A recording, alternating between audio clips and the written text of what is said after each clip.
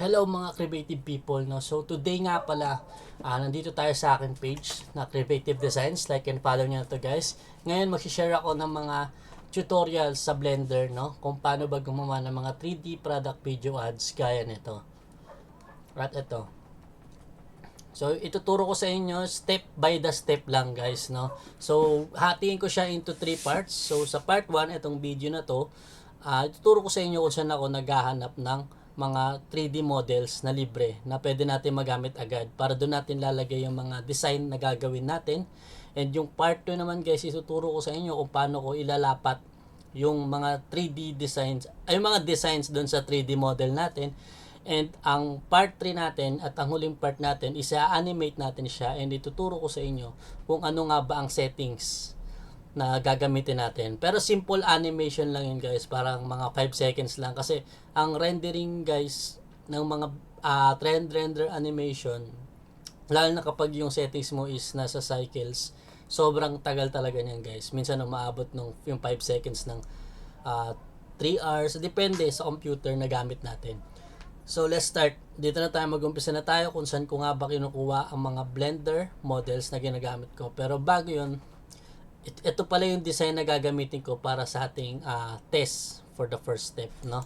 So ito, Holiday Bake Shop Crispy Piaya. Pinagawa to na client natin from Cebu, and I think ilalabas na to sa market. Meron pa siyang ibang pinagawang mga packaging sa atin.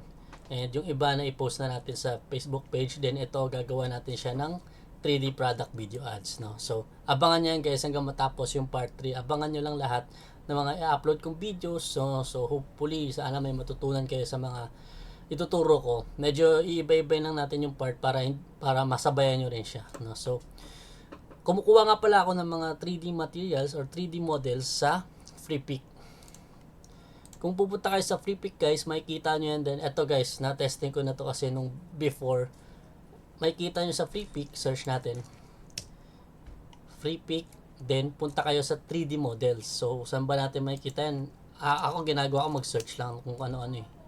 Then, pag search mo ng kung ano-ano, yan. Punta ka sa 3D models, then lagay ka dyan ng since Piaya. So, yung packaging niya nga is parang mga bag, yung gaya nito. So, kung iso-search mo siya, search mo na lang wipes. Lalabas yan dyan, guys. Then eto na, i-download ko na siya, guys, no. So sa part 1 nga pala, kasama dito kung paano ko siya i-import dun sa Blender app. Kung di pa kayo familiar sa Blender, yung Blender nga pala, guys, yung doon kayo pwedeng gumawa ng mga 3D na animations or 3D models na pwede nyong idagdag sa skills nyo para madagdagan din yung clients nyo, no. So libre lang pala to, guys. Yung mga add-ons lang, yung may mga bayad minsan, pero karamihan libre, no. So isang site pa pala kung saan ako kumukuha ng mga 3D models is sa Blender Kit. Ito, guys, add-ons to ng Blender mismo na app, no. So pwede niyo siyang i-download, then makikita niyo siya agad doon sa Blender na app, no. Tuturo ko rin later. So dito, kunyari, i-search natin wipes. Meron yung full plan, meron din yung mga free plan na pwede nyo gamitin anytime, no. Yung full plan, kailangan nyo mag-subscribe. Yung free plan, mag-register lang kayo. So ayun na, guys, i-import ko na yung 3D model na dinownload natin. Then yung sinabi ko nga pala kanina, pag dinagay dito yung add-ons na Blender Kit, letter N lang, pindutin nyo, lalabas na siya dyan. Ito siya.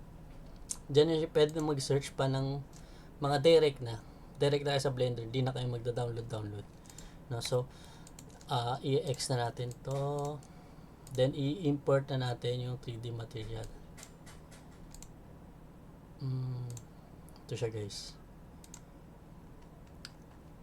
Then ayusin natin yung camera.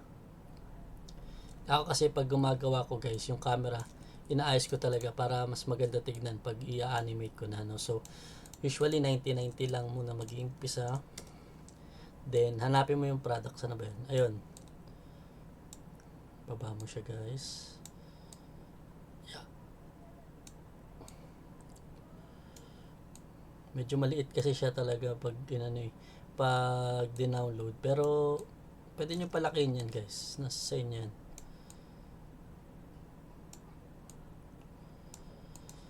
Then ito, kung papalaki natin siya, ihaharap ko muna sa akin. So, para iharap sa inyo guys, pindutin nyo lang tong rotate. Nga pala guys, kung gusto nyo nga pala lang one-on-one tutorial para mas maintindihan nyo maigi, pwede nyo ako i-message guys, pag-usapan natin yung presyo natin dyan, no? So, syempre din naman natin siya gagawin ng free kasi pinag-aralan din talaga natin ng gusto to. And, depende kung paano gusto nyong ituro sa inyo, pwede nating mapag-usapan yan, no? So, mostly 90 degrees lang talaga lahat yan. Then, paglalakyan natin siya, pindutin nyo itong scale. Then, itong bilog lang yung pipindutin nyo guys. Kasi pag itong mga axis na to, yan lang yan. Pero kung pipindutin nyo yung bilog, papalaki nyo siya ng lahat. Okay? So, yan na siya. So, tapos na tayo sa part 1 natin guys. Next natin is yung part 2. Kaya mag-like and subscribe ka na dito sa Creative Design Channel para mapanood mo yung part 2 kung paano ko siya ilalagay. Kung paano ko ilalagay yung label natin dito sa 3D models.